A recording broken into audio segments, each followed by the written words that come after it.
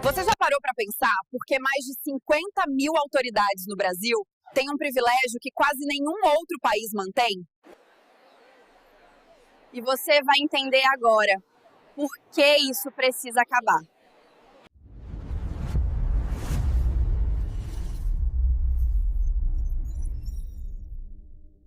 Olá, eu sou Regina Conin e está começando agora mais um episódio do Olhar Democrático Podcast. Hoje, vamos falar sobre um assunto que pode mudar a forma como a justiça funciona no Brasil: o fim do foro privilegiado. Um privilégio que, atualmente, beneficia mais de 50 mil autoridades no país e que está no centro de uma disputa política e jurídica. Para essa conversa, eu recebo nossa âncora internacional Zoe Wallace, o coordenador do Olhar Democrático Fernandes Filho, direto de Portugal. Direto do Ceará temos conosco o jornalista cearense Fábio Tágira e a nossa repórter Eduarda Amorim. Do Rio de Janeiro temos nossa correspondente, a advogada Andréa Oliver, e o jornalista Nilo Borga.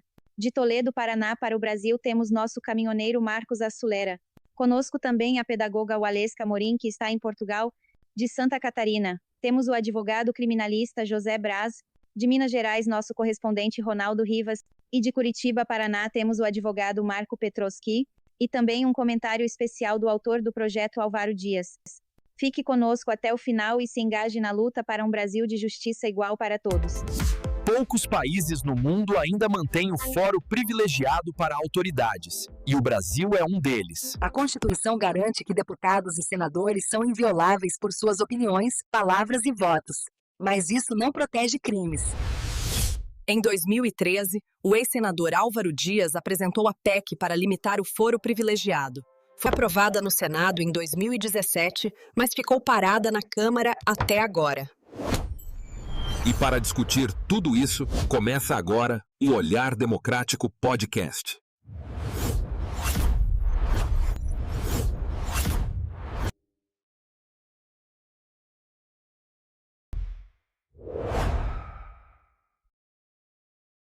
Sejam todos muito bem-vindos ao primeiro episódio do Olhar Democrático Podcast. Hoje o nosso tema é direto: o fim do foro privilegiado. E para essa conversa, estou com amigos que já foram devidamente apresentados e que vocês já conhecem bem. Eles são os que mais debatem no nosso grupo de WhatsApp, a Sala do Olhar Democrático. Ainda tá faltando? Cadê o IATV? Emissão para variar. Vamos iniciar o nosso debate com a palavra do autor do projeto, o ex-senador Álvaro Dias. Seja bem-vindo, Álvaro, ao podcast do Olhar Democrático. Olá para todos. Álvaro, como você vê a nova movimentação do Congresso em torno de seu projeto pelo fim do foro privilegiado? O fim do foro privilegiado seria um salto civilizatório. Desde 2013, há uma briga no Congresso Nacional pela aprovação da nossa PEC, que acaba com o foro privilegiado de mais de 50 mil autoridades no país. Aprovamos em 2017, no Senado Federal, e está na Câmara desde este ano. Então, agora surge esse movimento para a votação da proposta. Não importa saber a quem beneficia, a quem prejudica. Importa saber que há um dispositivo constitucional que está sendo desmentido, porque não somos iguais perante a lei enquanto prevalecer o foro privilegiado das autoridades. Na verdade, há uma suspeição de que existe um conluio entre Supremo e Congresso Nacional, porque só o Supremo Tribunal Federal julga autoridades do Congresso, e só o Senado Federal pode julgar ministros do Supremo Tribunal Federal. Então, há razões para que essa suspeição campeie solta pela sociedade brasileira. O fim dessa suspeição seria o fim do foro privilegiado. Não tenho nenhuma dúvida que estaríamos valorizando o Supremo Tribunal Federal e perderia poder sem dúvida, mas seria mais acreditado. Além do fim do foro, o que se exige hoje é uma mudança no procedimento de escolha. Ao invés do apadrinhamento político, meritocracia. Há alternativas postas em discussão. O Ministério Público indicaria um nome, a magistratura outro, a advocacia outro, o presidente escolheria um, submeteria ao Senado, haveria sabatina, e o indicado não deveria nada a ninguém. Estaria assumindo uma função relevante em razão do seu mérito, né? Das suas credenciais. e não estaria sendo obrigado a retribuir a quem quer que seja. E não ficaria essa impressão da retribuição. É claro que com isso o Supremo ganharia maior credibilidade. Além disso, a duração de mandato, estabelecimento de mandato, 8, 10 anos, isso se discute, mas é importante fixar a duração do mandato. Enfim, o Brasil passaria a ter um sistema jurídico, um sistema judicial mais adequado e compatível com as exigências da nossa sociedade, sobretudo em respeito ao dispositivo constitucional que diz que somos todos iguais perante a lei. Eu preciso falar.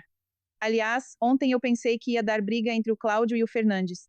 Tem muita gente com receio que aqueles que neste momento que o projeto seja distorcido em sua essência original para beneficiar Bolsonaro e aqueles envolvidos no 8 de janeiro. Como o Álvaro está vendo esta manobra, não será melhor esperar um outro momento? Aviso, Álvaro Dias está desconectado.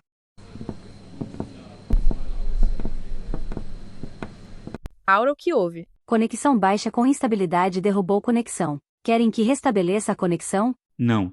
Ele já está atrasado para uma reunião. Que pena, mas vamos continuar nosso debate.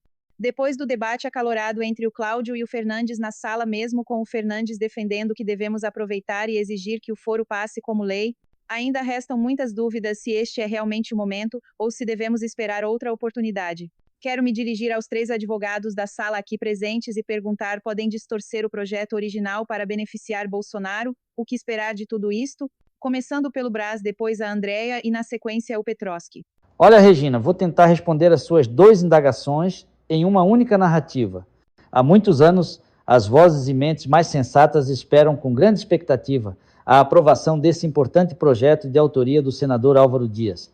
O fim do foro privilegiado é uma necessidade urgente. Sempre será oportuna a aprovação dessa matéria. Entretanto, neste momento de intensas turbulências no âmbito do Congresso, é muito provável que o projeto venha a ser desfigurado completamente para tentar atender a interesses levianos. Acredito que o próprio presidente da Câmara já decidiu não prosseguir com essa pauta. Entendo que após a finalização do processo, que apura a responsabilidade pela tentativa de golpe, será muito mais oportuno até para manter a integridade da proposta original. A discussão sobre o foro privilegiado é, sem dúvida, um dos temas mais complexos do nosso cenário político e jurídico. Não é algo que se resolva com frases rápidas ou respostas prontas. Por um lado, há quem argumenta que o fórum serve para proteger a estabilidade das instituições e evitar perseguições políticas que poderiam prejudicar o funcionamento de cargas estratégicas. Além disso, existe a visão de que ele é, na prática, um privilégio que distancia as autoridades da realidade do cidadão comum e que contribui para a sensação de impunidade. A decisão sobre manter ou extinguir esse mecanismo é uma escolha que mexe com a organização do Estado, redefinir a relação entre a justiça e o poder político e impactar diretamente a confiança da população no sistema. De qualquer forma, é algo maior do que uma simples proposta no Congresso. Eu acredito que o momento é agora. Se conseguir a aprovação da PEC do ex-senador Álvaro Dias, finalmente poderemos impor limites a corruptos e autoridades que se escondem atrás do manto do foro privilegiado. Não importa, neste momento, qual foi a causa que recolocou o tema em debate. O que interessa é o efeito que o fim do foro vai gerar. Mais igualdade, mais celeridade nos julgamentos e menos espaço para manobras jurídicas que atrasam a justiça. E aqui, como advogado, faço questão de esclarecimento. Essa mudança, acredito, não beneficiaria Jair Bolsonaro nem qualquer acusado de tentativa de golpe. Por quê? Porque a Constituição e o próprio Supremo já definiram que os crimes cometidos durante o mandato continuarão a ser julgados no foro competente da época em que ocorrerem. Ou seja, o fim do foro só vale para o futuro, não retroage para limpar processos em andamento. Estamos falando de proteger a justiça de privilégios injustificáveis e garantir que ninguém, absolutamente ninguém, esteja acima da lei. O foro privilegiado no Brasil nasceu em 1824, ainda no Império, garantindo que autoridades fossem julgadas apenas pelas cortes superiores. Ao longo das constituições brasileiras, o foro se expandiu, aumentando o número de autoridades protegidas. Na Constituição de 1988, o foro privilegiado ganhou o formato atual, colocando milhares de autoridades sob a jurisdição do Supremo Tribunal Federal. Vamos para as considerações dos nossos correspondentes, começando com o Rivas, seguido do Assulera, e na sequência Fábio Tajra e Eduardo Amorim, seguindo da Zoe e o Alesca e deixando o Fernandes, que vai ficar de castigo para o último bloco. Olha, a minha preocupação é clara. De repente, os bolsonaristas passaram defensor do fim do foro privilegiado e isso acendeu um alerta. Por quê? O que será que eles querem encaixar nesse PEC? Qual é o jabuti escondido aí no meio? Não dá para esquecer que eles já tentaram manobras esquisitas para livrar Bolsonaro da cadeia e mais evitar que casos de corrupção envolvendo os filhos dele avancem. Se esses processos pararem na mão de um juiz camarada no Rio de Janeiro, será que não acabarão engavetados? Então, para mim, é simples. Se um grupo com esse histórico acha que a proposta é boa, é melhor a gente desconfiar. O fim do foro é importante, sim, mas precisamos garantir que a proposta original não se transforme num Frankenstein jurídico que sirva para proteger justamente quem deveria ser responsabilizado. Boa tarde, pessoal. Então, esse projeto do senador Álvaro Dias, quando foi elaborado, não tinha nada a ver com essa questão aí de STF, anistia, Bolsonaro, não tinha nada a ver com isso. Quando ele elaborou o projeto tinha uma finalidade, para que todos fossem iguais perante a lei. Porque vemos que muitos cometeu bastante fraude, corrupção, e não é julgado porque tem a imunidade parlamentar. Nós, caminhoneiros que somos da rodagem, do trecho, nós sofremos a lei do descanso. Se nós rodamos um pouquinho mais, nós somos punidos, somos multados. E tantas outras consequências que vêm sobre o caminhoneiro. Nós temos que seguir a lei à risca. E por que para os políticos não tem que ser assim? Tem que ser da mesma forma que nós, caminhoneiros, temos que obedecer à lei, eles também têm que obedecer. Com um foro privilegiado, alguns juízes, deputado federal, deputado estadual, presidente da República, ministro do STF, a lei não chega até eles. Então, quando o senador Álvaro Dias fez esse projeto, era um projeto muito interessante, mas não tinha nada a ver com anistia, com o STF, não tinha nada a ver com isso. Quando ele fez o projeto, ele sabia que tinha corrupção e muitos não eram julgados na época, né? E vejam bem, como o senador Álvaro Dias fez o projeto naquela época, foi aprovado no Senado, porém ficou parado ali no Congresso, se não me foge a memória. Veja bem, ele não tinha e não tem rabo preso. Porque se ele tivesse, jamais ele ia criar um projeto que ia prejudicar ele, né? Mas como ele não deve nada, ele criou um projeto para todos serem igual perante a lei. E o que acontece, pessoal? Muitos não aprovaram. Por quê? Porque sabia que se aprovasse, a Lava Jato ia cair em cima, né? Então ficou travado esse projeto ficou travado anos e anos e anos. Agora eles não estão prestando atenção, que se eles aprovarem esses projetos, eles estão pensando em somente chegar até o ministro Alexandre de Moraes, mas eles estão esquecendo que eles também estão cheios de problemas na justiça, que estão quietos porque eles têm imunidade parlamentar. Mas a partir do momento que o fim do foro privilegiado for aprovado, aí, meu filho, aí não vai sobrar um, você tá doido, aí vai ser show de bola. Beleza? Um forte abraço aí do Assulera e tudo de bom.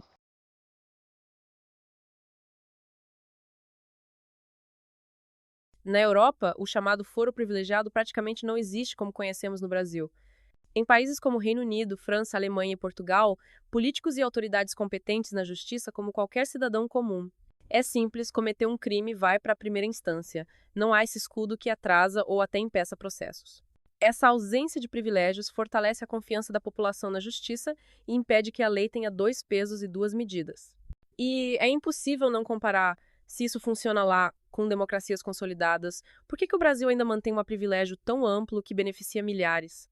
Talvez a resposta esteja naqueles que mais se beneficiam dele.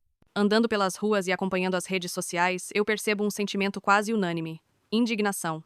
As pessoas olham e dizem: a gente está cansada de ver político escapar da justiça como se tivesse um passe livre. É revoltante para o cidadão comum, que paga caro por qualquer erro, assistir a quem deveria dar exemplo se proteger atrás de um manto chamado foro privilegiado. Nas redes, o clima não é diferente.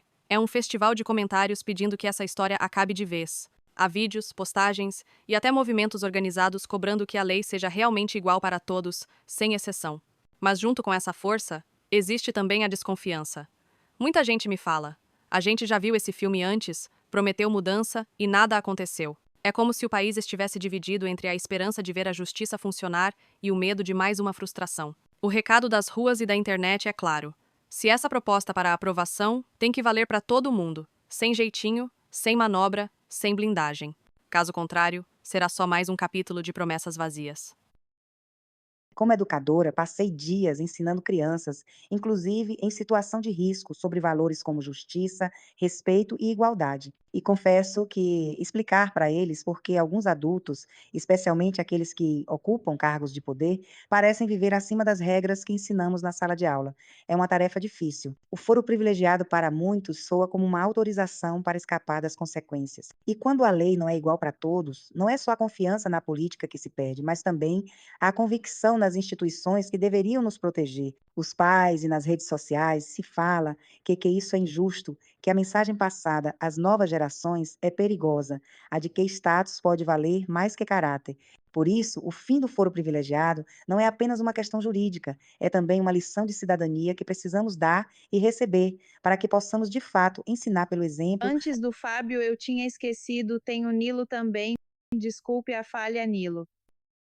Quando falamos em foro privilegiado, não estamos diante apenas de uma questão jurídica. Estamos falando de política pública, porque envolve diretamente a confiança da população nas instituições. O foro privilegiado, na prática, cria duas categorias de cidadãos: os comuns, que enfrentam a justiça de forma imediata, e os que ocupam cargas, que prolongam processos até que muitas vezes caiam no esquecimento. O impacto disso vai além da impunidade, elimina a oposição da democracia e reforça a ideia de que a lei não é para todos. Em políticas públicas, isso é devastador, porque sem confiança social, não existe adesão às regras, não existe cidadania ativa. O fim do foro privilegiado, portanto, não deve ser lido como um ataque a partidos ou lideranças específicas, mas como uma medida estrutural. É uma forma de alinhar o Brasil ao que já acontece em democracias consolidadas, fortalecendo o pacto republicano de igualdade. Se queremos que a política funcione, é preciso dar o exemplo começando de cima, sem privilégios e com responsabilidade diante da lei. Do Rio de Janeiro. Eu posso dizer que a percepção popular sobre o foro privilegiado é de pura desconfiança. Aqui, onde a política se mistura diariamente com a vida do cidadão, o sentimento é que o foro se transformou em um escudo para proteger os poderosos. As pessoas com quem conversa nas ruas de Copacabana, no centro ou na Baixada, me dizem o mesmo. Se fosse comigo, eu já estaria atrás das notas.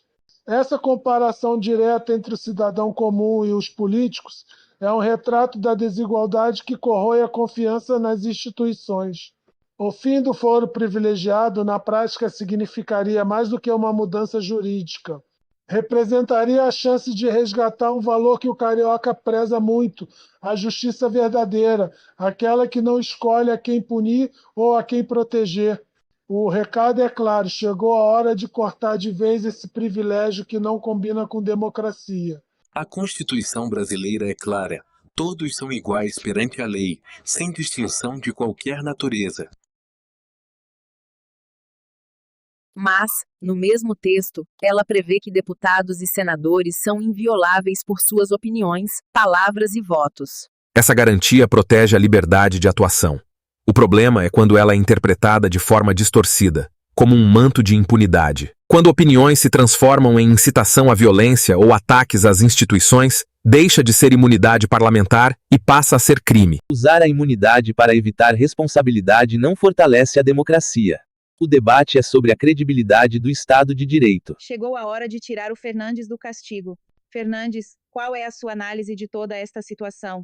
Olha, eu ouvi atentamente a todas as opiniões e percepções, e o que me deixou mais intrigado é a dúvida e preocupação que a maioria tem sobre a modificação do projeto original para beneficiar Jair Bolsonaro. Quando falamos em foro privilegiado e imunidade parlamentar, precisamos entender de onde isso vem para entender o que significa. Antes de tudo, quero ressaltar que o projeto do ex-senador Álvaro Dias é o maior projeto de combate à corrupção de todos os tempos no Brasil até o momento. Como já foi mostrado, vem desde a Constituição de 1824, o Brasil adota a ideia de que autoridades são, digamos, diferentes do resto da população, e isto talvez tenha a ver com o sentimento de realeza. Esse dispositivo ganhou força especial em 1988, após o regime militar. A intenção era proteger o parlamento de possíveis autoritarismos, já que durante a ditadura o Congresso foi fechado e os parlamentares foram caçados e perseguidos, ou seja, em regimes autoritários, opinião é algo perigoso, mas hoje a realidade é outra. O fórum privilegiado acabou se transformando em um manto de impunidade. Crimes comuns passaram a ser confundidos com imunidade parlamentar e de outras autoridades. A coisa está tão enraizada que há aqueles mal-intencionados que defendem que parlamentares, por exemplo, só possam ser investigados, julgados com permissão do Congresso, se protegendo no famoso corporativismo existente entre eles. Pior é que, com isto, se esta insanidade avançar ao Congresso, passar a ser obstrutor de justiça e cúmplice em alguns casos de crimes, mas vamos direto ao ponto. O primeiro é: pode uma mudança na lei servir de escudo para proteger interesses particulares? A resposta é não, porque os processos já em andamento não foram atingidos. O risco real são possíveis alterações que deturpem o espírito do projeto original, e isto é comum na atividade parlamentar. O que é ruim neste momento é a ausência do ex-senador Álvaro Dias, o autor do projeto para defender sua integridade. O segundo ponto é constitucional. A imunidade para palavras, opiniões e votos foi criada como escudo democrático, mas vem sendo usada como escudo de crimes. Essa imunidade é exclusiva de deputados federais e senadores. Outras autoridades, ministros, governadores, prefeitos, juízes, etc., não possuem essa blindagem. Outras autoridades têm foro privilegiado por prerrogativa de função, prepoder, o que é diferente. Não é uma imunidade, mas sim a regra de que só podem ser aqueles julgados pelos tribunais superiores. Isso gera uma perda.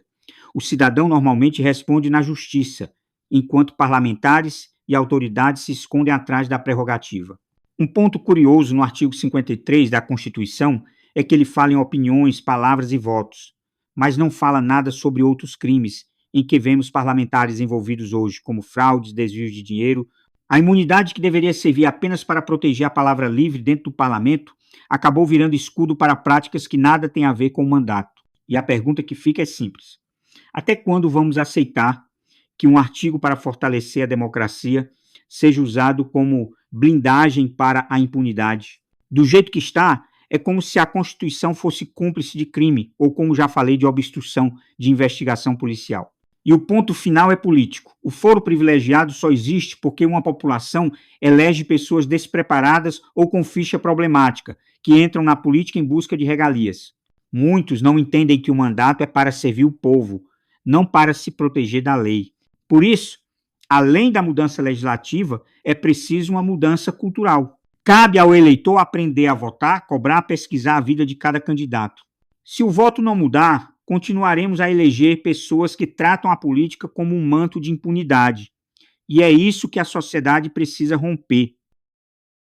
Chegamos ao fim da edição especial do Olhar Democrático Podcast. Agradecemos aos membros da nossa sala que contribuíram com reflexões valiosas e também a você que acompanhou esta discussão até o final. Obrigada também ao Álvaro Dias pelos esclarecimentos. Se inscreva no canal, compartilhe este episódio e ajude a fortalecer o debate democrático no Brasil. O Olhar Democrático volta em breve com mais análises e vozes que fazem a diferença.